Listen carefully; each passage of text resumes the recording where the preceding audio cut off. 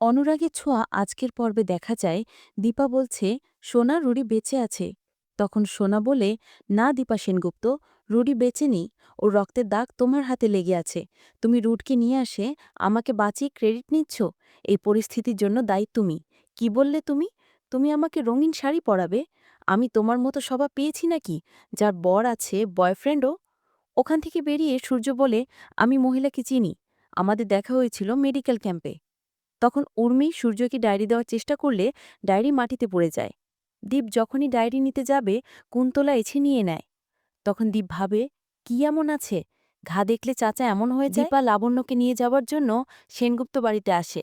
তখন সূর্যের বাপ বলে, কেন এখানে এসেছ? দীপা বলে, আমি লাবণ্যকে নিতে এসেছি, ও কোথায় আছে বলুন, আমি ওকে নিয়ে চলে যাব। তখন সোনা ক্ষেপে গিয়ে বলে, এই মহিলা যদি এক মুহূর্তের জন্য থাকে আমি নিজেকে শেষ করে ফেলব। কুন্তলা সোনাকে গিয়ে সামলে নেয়। কুন্তলা দীপার দিকে তাকিয়ে বলে, কোনো বাইরের লোক এসে কিছু করতে পারবে না। তখন দীপা বলে, এই মহিলাকে এখানে থাকতে দেওয়া হয়েছে? সূর্য বলে, কেন আপনি বারবার এখানে চলে আসেন? আপনার ঘর নেই?